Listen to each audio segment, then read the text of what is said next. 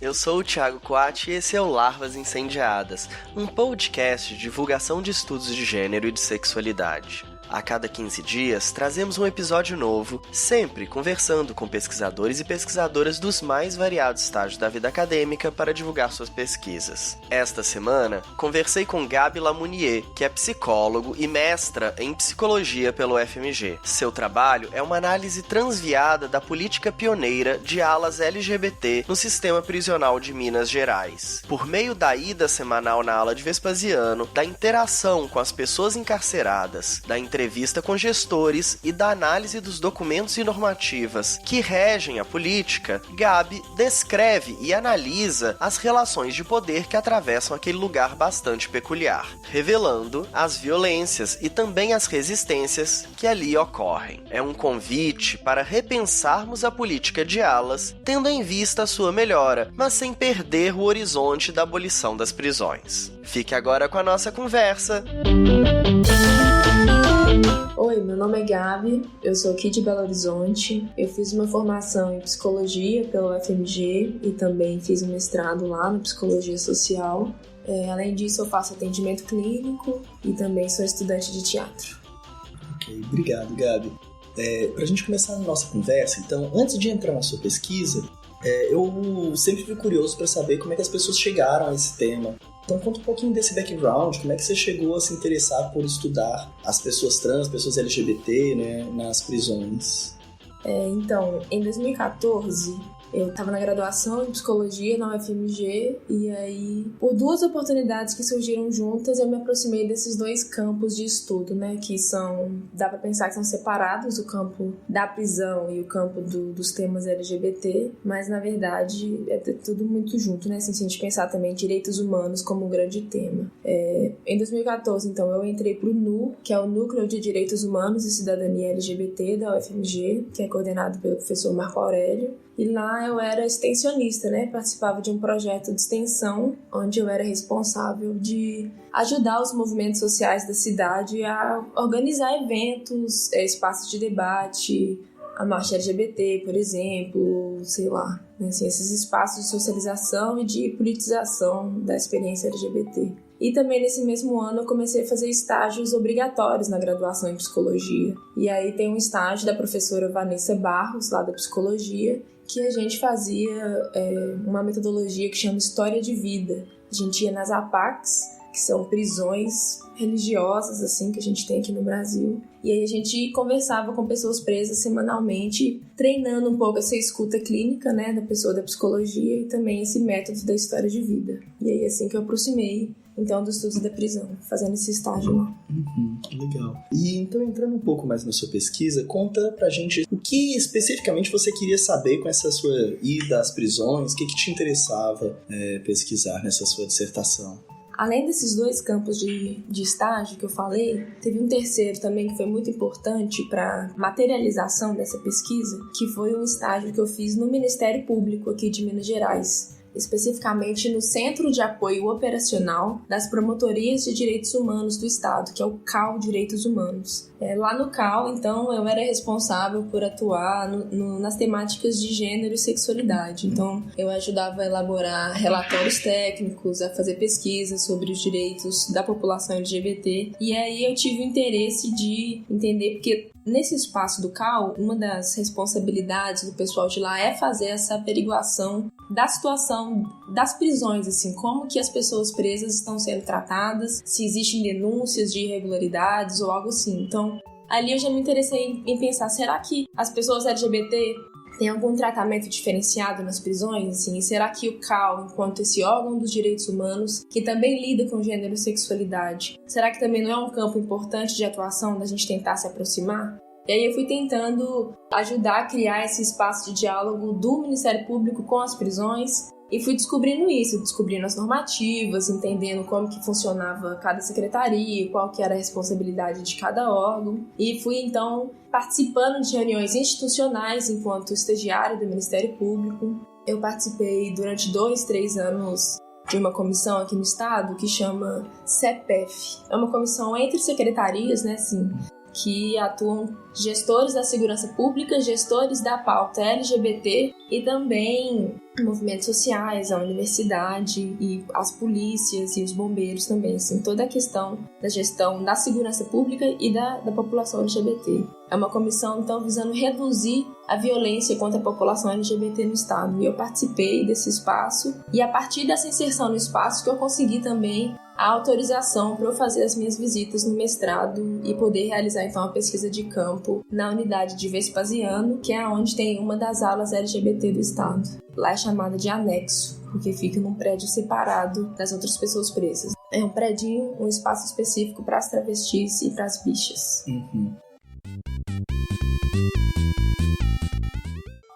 E isso, na verdade, é uma coisa bastante recente, né? Assim, que surgiram nas últimas 2 décadas, essas separações de espaço, essa preocupação com pessoas LGBT presas. Acho que para pensar os direitos da população LGBT, de um modo geral, a pesquisa que eu fiz para escrever, para pensar esse histórico, eu pesquisei tanto as políticas criminais, né? Assim, a gestão da prisão e também as políticas para as pessoas LGBT. E tentei fazer um cruzamento de quando que essas 2 pautas se juntaram, né? Assim, quando que o tratamento das pessoas LGBT virou uma questão para a política prisional. E aí, então, recapitulando, em 2004 foi o programa Brasil Sem Homofobia e lá não falava nada sobre a população LGBT presa, a população LGBT que estava em privação de liberdade, mas já citava que existiria o benefício do auxílio reclusão para casais homossexuais. Então foi a primeira menção da população LGBT presa, já foi em 2004. Depois, em 2008, quando teve as conferências, que são esses espaços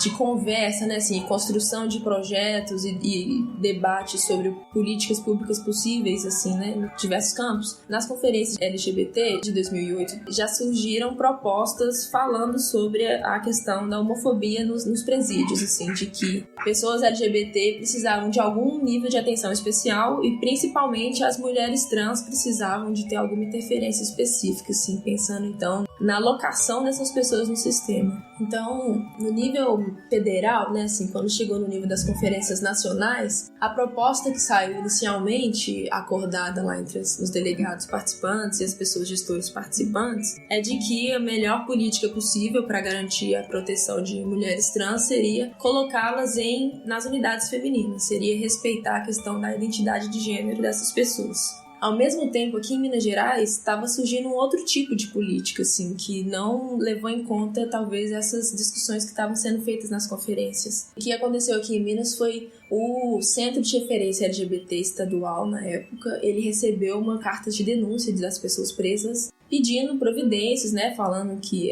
foram bichas que escreveram, falando que estavam sofrendo violências. A partir dessa carta de denúncia, que os gestores pensaram então que a melhor saída seria só separar essas pessoas em espaços específicos, mas mantendo em unidades masculinas. Então essa foi a primeira sistematização dessa separação de espaço. Eu acho que é importante comentar que a gestão do sistema prisional, historicamente, desde sempre, usa desse tipo de estratégia para evitar problemas, né, entre aspas, assim, dentro da prisão. Essa coisa de separar pessoas sempre foi uma estratégia usada. Se você for parar para pensar nas pessoas do seguro, que é um espaço onde ficam reservadas as pessoas que foram presas por causa de crimes que, dentro do sistema prisional, são crimes considerados inaceitáveis, que são os crimes de estupro, são crimes que ou então são muito violentos contra a própria mãe, né? Assim, alguns crimes específicos dessa ética do crime que colocariam certas pessoas presas em risco. Já existe essa estratégia, né, de separação. O que aconteceu foi só uma tentativa de sistematizar o que seria uma proteção específica para a pessoa travesti ou bicha, né, assim, essa criação dessas alas LGBT mais específicas foi, na verdade, só uma resposta a uma pressão também política do momento de que a pauta LGBT já estava em alta, já estava em discussão, né? Assim, foi um momento no Brasil que a gente acreditava que talvez as coisas poderiam começar a avançar, né? Assim, então, essa ideia de fazer uma política específica para a população LGBT presa é, com certeza, a resposta a um tempo político em que essa discussão era possível.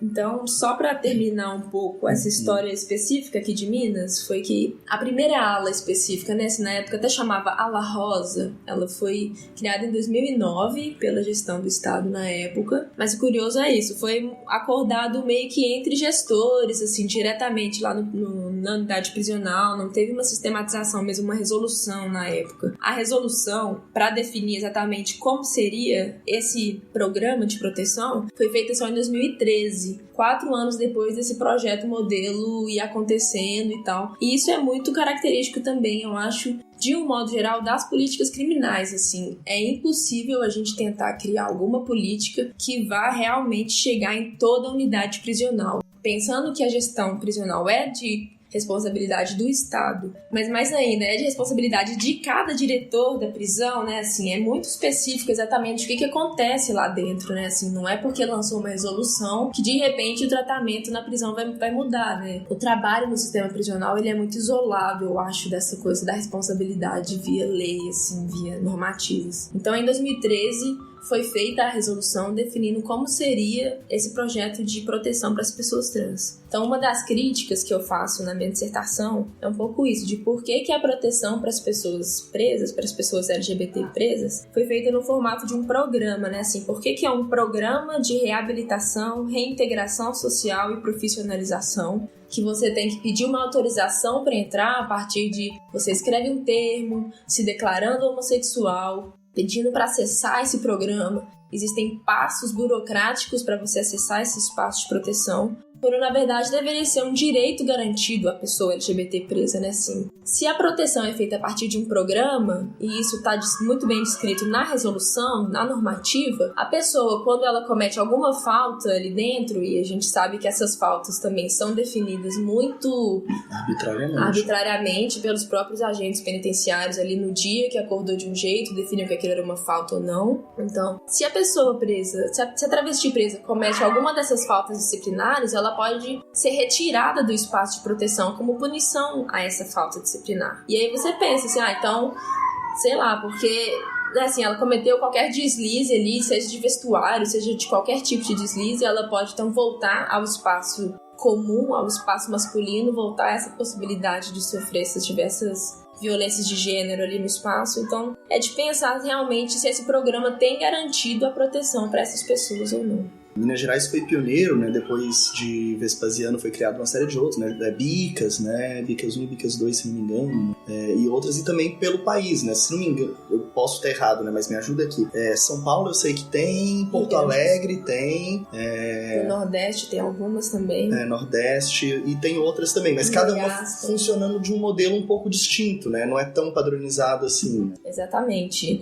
Cada gestão estadual, e mais ainda, né? Assim, cada diretor da unidade decide exatamente como que vai funcionar. Então, por exemplo, lá em Porto Alegre, até onde eu acompanhei pelas pesquisas, a ala específica, ela ficava num pavilhão, dentro de um prédio inteiro onde tinha as outras pessoas presas, os outros homens cis presos ali. E isso significa uma limitação de acessos muito diferente do que como é a ala aqui em Minas Gerais, que é como eu falei, que é num anexo, que é num prédio específico, separado do convívio comum, onde só ficam as travestis e as bichas, assim. Porque, por exemplo, nesse espaço lá em Porto Alegre, quando é um pavilhão, o simples movimentação da pessoa presa dentro da unidade, assim, ela tem que sair da cela para ir no médico, ela tem que sair da cela para ir na escola. Tudo isso ela já vai sofrer várias violências só nesse trajeto, assim, enquanto que, na teoria, esse espaço do anexo deveria facilitar, então, o acesso das meninas ao posto de trabalho, à escola, ao atendimento médico, porque ali ela não teria contato com esses outros espaços do comum. Então, na teoria,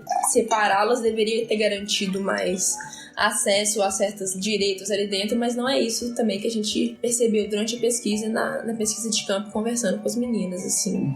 Elas continuam sem acesso a tudo isso. E então, já entrando um pouco mais nessa sua pesquisa de campo, conta pra gente como é que foi entrar nesse campo. Aliás, descreve pra gente como que é o campo mesmo, como é que é essa sensação de você chegar lá, pegar sua moto, chegar na frente da prisão, entrar, passar por todo aquele processo, né, assim, e aí conversar com as meninas, com os meninos também, com as bichas, né. Eu acho que ter topado fazer uma pesquisa na prisão, assim, antes de tudo foi preciso também muita pesquisa, eu acho, para me posicionar politicamente e eticamente frente a esse campo, assim. Eu acho que o que eu aprendi muito, inclusive durante esse estágio que eu fiz na graduação, foi ter sempre um olhar crítico frente à prisão, assim. Era muito importante que eu nunca banalizasse o ato de que eu estava indo numa prisão. Assim, a existência da unidade prisional, a existência desse modo punitivo de lidar com os problemas sociais, era algo que era muito importante e eu nunca deixar passar batido, assim. Então, essa preparação ética, eu acho que foi muito importante. Então, eu fiz uma extensa pesquisa para pensar uma criminologia crítica, para pensar uma criminologia anarquista, inclusive transviada e anarquista, que quem se interessa um pouco pelo tema dá uma olhada, porque eu dei uma pesquisada assim, em autores gringos também, uns homens trans muito interessantes. O Dean Spade, né, assim, que é uma pessoa do direito. Então é isso, assim, minha dissertação, eu vou até falar o título dela, porque é interessante, que eu chamei, que é uma análise transviada dessa política de alas. E dentre vários motivos de por que eu chamei que é uma análise transviada, foi porque os autores e autoras que eu topei dialogar foram em sua maioria pessoas negras ou pessoas bichas, sapatonas, assim. Então, assim, acho que o primeiro ponto para falar do campo é esse passo antes do campo, que é exatamente o que eu tô indo fazer na prisão, se não tentar destruí-la e pensar maneiras que isso pode ser feito, assim. Então era isso que o Thiago falou, assim, eu pegava minha moto, que Vespasiano fica aqui na região metropolitana de Belo Horizonte, não é tão pertinho assim, você pega um pouco de estrada, é a mesma estrada até que vai pro aeroporto daqui, e aí era uma aventura, né, assim, já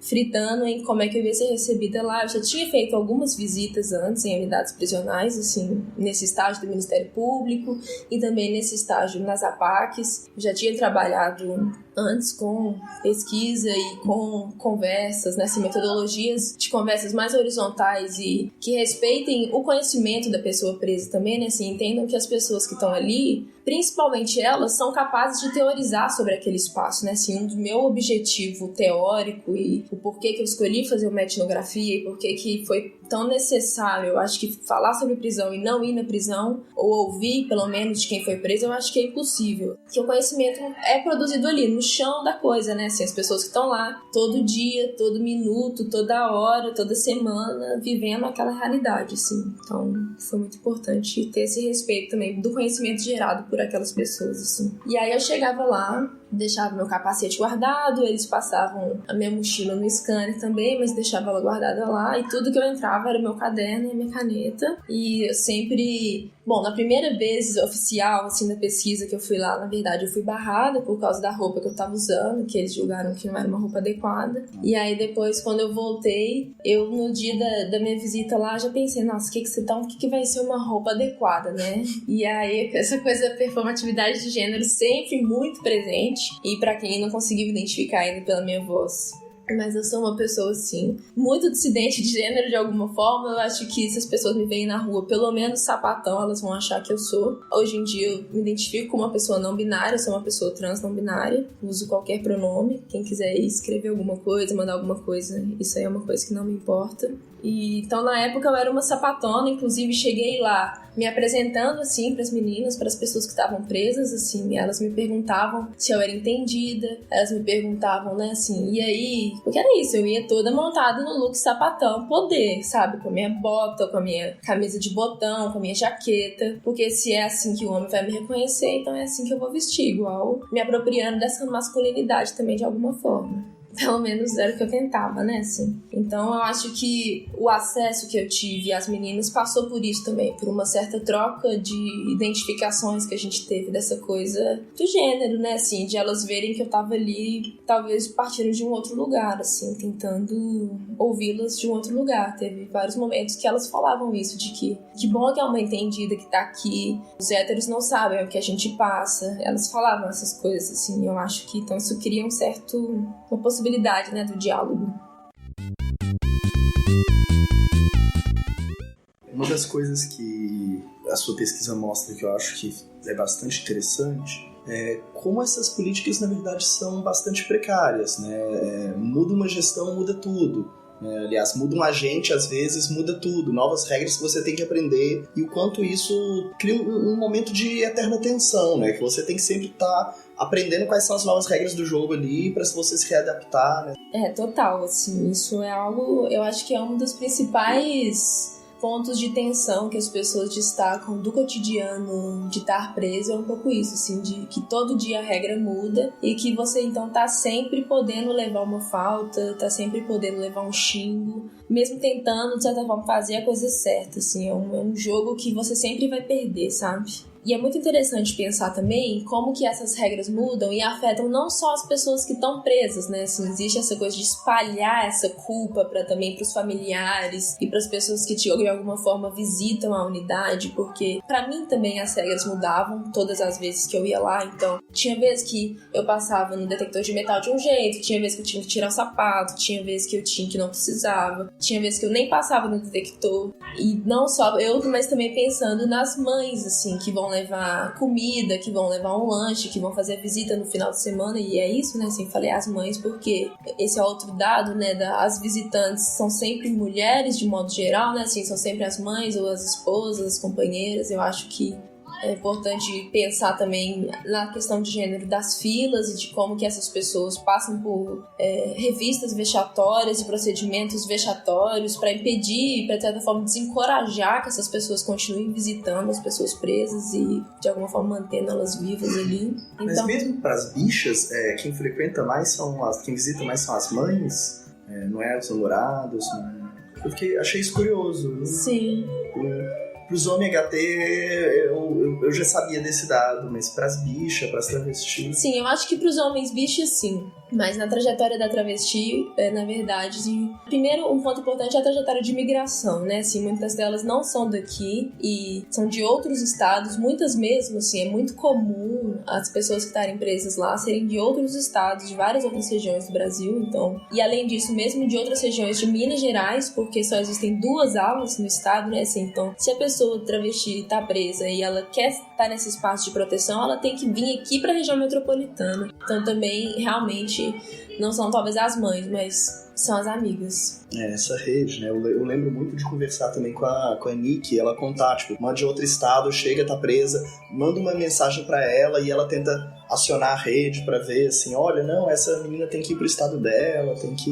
Exatamente. O movimento social aqui em Minas, assim, tem sido muito importante para a sobrevivência das pessoas trans, assim. A Nick, histórica, participou também ela participava do Conselho de Direitos Humanos, assim, então ela ia também fazer essas visitas nas unidades como representante travesti para acolher denúncias e para ouvir as meninas, e atualmente também a ONG Transveste de alguma forma tem tentado fazer esse trabalho também de manter um contato com as meninas que estão lá dentro. Então é isso, eu acho que é o lance das redes de solidariedade que de certa forma não deixam de ser femininas também. E seu trabalho, na verdade, é sobre essas dinâmicas de gênero, essas dinâmicas de poder também que você conseguiu perceber e etnografar lá dentro, né? E parece que tem também uma separação, pelo menos nas funções, inclusive, entre o que as travestis fazem, o que as bichas fazem, o que os homens héteros fazem lá dentro, né? Conta um pouco disso pra gente. Total. Eu lembro de uma vez perguntar pra uma menina, assim, quando a gente tava conversando lá, que eu perguntei pra ela, como que você faz pra sobreviver aqui dentro? E eu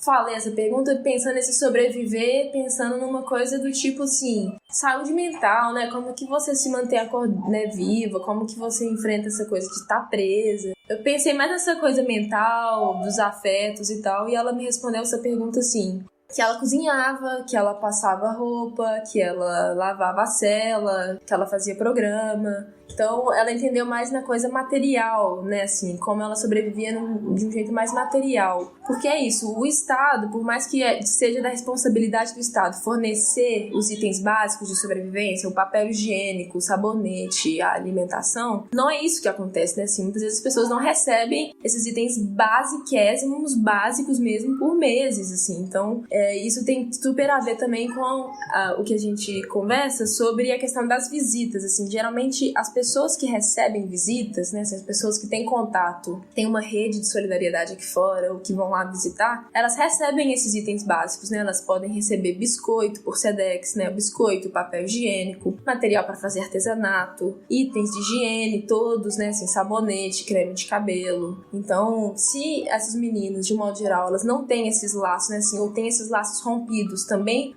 primeiro por causa da travestilidade, depois por terem uma vida do crime, né, assim, a família realmente tem muitos laços rompidos, então elas têm que se virar lá dentro para ter esses itens básicos, e então elas trabalham e dão um jeito de fazer isso, então muitas vezes elas usam o próprio corpo, né, assim, como esconderijo de certas coisas, ou para fazer trocas sexuais, enfim. Também é pensar um pouco na autonomia que elas podem desenvolver usando esse próprio corpo, né? Pensar nas saídas, nas resistências que elas encontram para sobreviver, não só na questão de violências que elas podem sofrer lá dentro, né?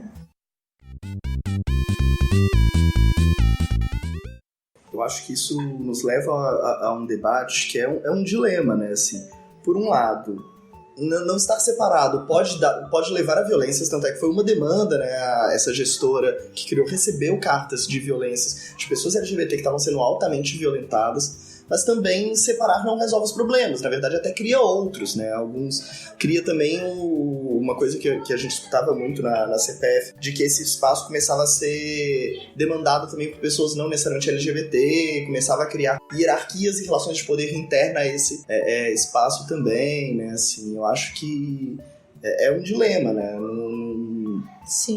Talvez seja melhor, um pouco, né, mas soluciona? Sim, é um dilema, assim, mas acho que a conclusão, de todo modo, que eu tive com a minha pesquisa foi o tempo inteiro meu trabalho foi de criticar e questionar a prisão e a política de elas. Mas ao final, assim, as minhas considerações finais, a minha contribuição final foi de que esse espaço é sim muito necessário. Assim, eu acho que pensar num espaço que seja específico para essas pessoas não é porque a gente pensa que a violência de gênero vai acabar nesse espaço, assim, isso é impossível. A pessoa continua dentro da prisão, inclusive a maioria dos relatos mostram, assim, de que quem comete as violências são os agentes, né, assim, ou melhor dizendo, é o próprio Estado, o maior violador de gênero ali, então não é necessariamente as outras pessoas presas, não são os outros caras que violentam essas meninas. Eu acho que é muito importante falar sobre é uma falácia, assim, essa história do estupro, sabe? De que as meninas sempre sofrem estupro e de que os homens sempre são muito agressores e muito opositores à presença delas, porque elas contam que isso é falso e, na verdade, isso é uma visão racista que perpetua e tenta criar uma imagem de um violador que não existe, assim, é pra criar um maior ódio da gente contra as pessoas presas, pra gente achar que todas as pessoas presas são sempre agressores em potencial. O que é relatado, a maior violência que elas sofrem não é a violência sexual. Claro que deve existir, claro que existe, claro que é relatado sim o índice de violência sexual, não estou falando que isso não existe, mas o que me parece mais central a partir da conversa com as meninas é a violência de gênero que elas sofrem, não é a violência sexual. Elas não poderem dar pinta, elas não poderem respirar, não poder falar, não poder ter o cabelo.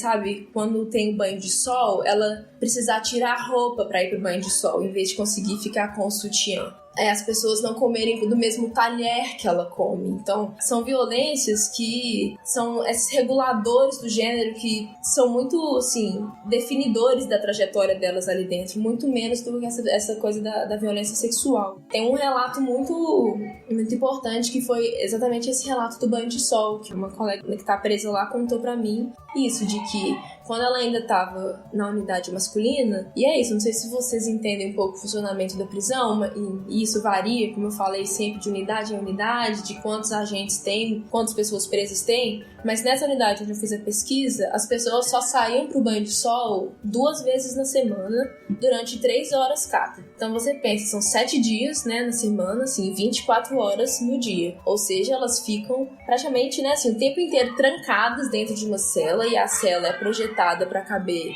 8 pessoas, mas na verdade tem 25 a 30 pessoas. Então elas ficam todas sufocadas ali dentro desse espaço que não tem circulação de ar, que não tem iluminação, que não tem alimentação. Elas só podem sair durante 2 horas por dia, 2 dias na semana. E para fazer isso tem que passar por procedimento vexatório. Elas têm que tirar toda a roupa na frente de todo mundo. E muitas vezes as meninas já têm modificações corporais, elas têm silicone, né, assim, nas várias partes do corpo. Então elas escolhem não sair por causa disso, para não terem que se expor novamente a esse tipo de violência de gênero, né? Esse dilema de ter ou não a aula, também eu acho que é importante que ele não vire um falso dilema, assim. Sim, tem que ter a aula, o que tem que acabar é a criminalização dessas experiências, assim. E eu acho que, então eu vou puxando um gancho até para um trabalho atual que eu desenvolvo, que eu acho que tem a ver. Tive muita sorte de conseguir fazer isso, assim, de estudar a prisão e estudar, conversar com as pessoas que estão presas para poder entender que, na verdade, não é nesse campo, né, assim, que eu quero estar, não é na prisão que eu quero estar, e sim trabalhando para tirar essas pessoas lá de dentro, assim. Eu acho que os meus esforços, os esforços de quem tá afim de colaborar de alguma forma, a gente não tem que ficar focando em melhorar a prisão, a gente tem que ficar focando em tirar essas pessoas lá de dentro e impedir que elas entrem. Então,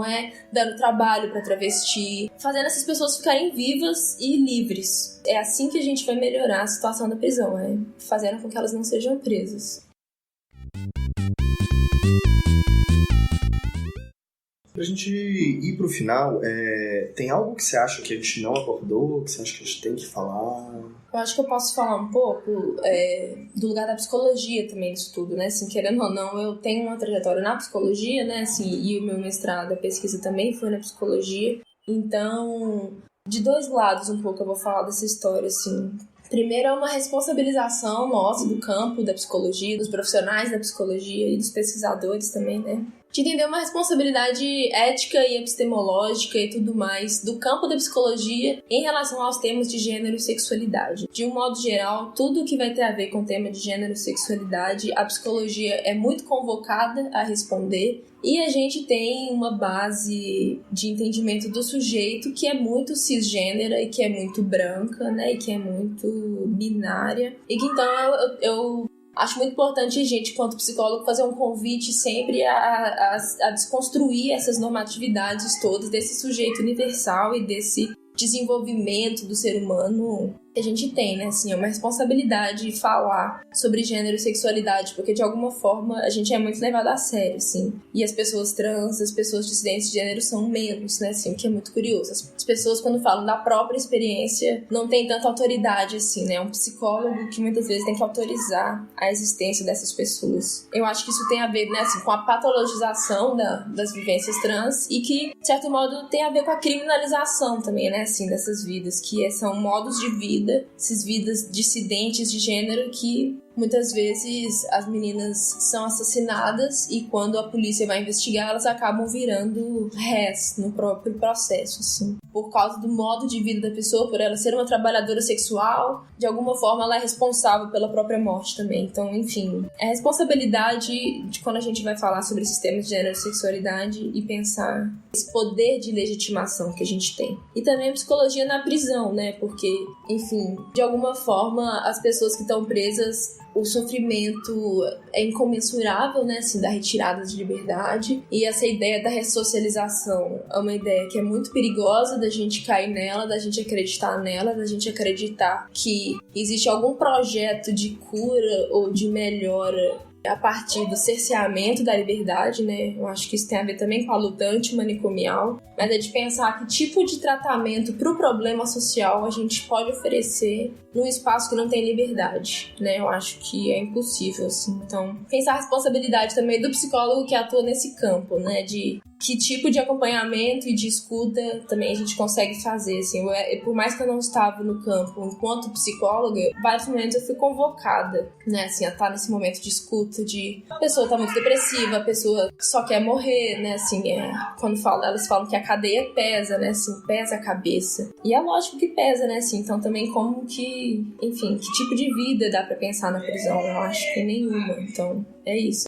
Então, pra gente encerrar mesmo, conta aí o que você tá fazendo agora depois desse projeto, quais são os seus próximos projetos, e também se você quiser fazer algum jabá de alguma coisa que você tá fazendo, do seu trabalho, assim. Ai, massa. Então, eu continuo no NU, né, que é esse Núcleo de Direitos Humanos e Cidadania LGBT, a gente faz pesquisas lá, e atualmente a gente desenvolveu um projeto de extensão que chama Transpasse, que ele acontece lá na Faculdade de Direito, assim, a gente tá em parceria com o DAJ e com a Clínica de Direitos Humanos também lá da Faculdade de Direito, e a gente oferece plantões de acolhimento psicossocial e orientação jurídica para pessoas trans e travestis que tenham algum problema com a justiça ou que queiram ir lá ser escutadas, enfim. É um plantão aberto, é uma porta aberta toda sexta-feira, de 12h às 2h, na Rua Guajajaras, número 300, fica no centro. É na Faculdade de Direito da UFMG, não tem erro. Quem, quiser participar é só chegar.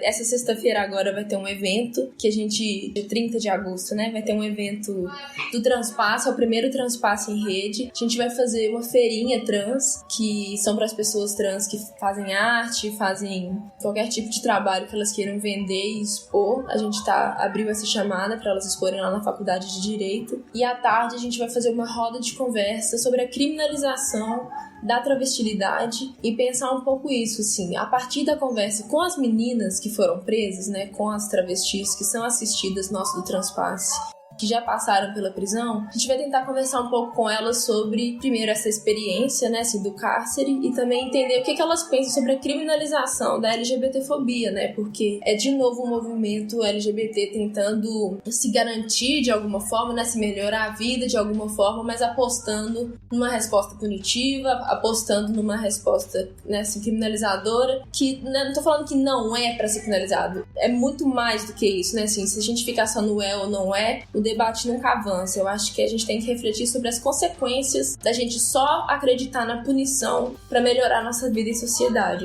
já tem muitos anos que é isso que a gente tem feito e olha onde que a gente tá. Então, é uma conversa para tentar pensar saídas para a vida livre, para uma vida melhor e para o bem viver. Obrigado, foi um prazer.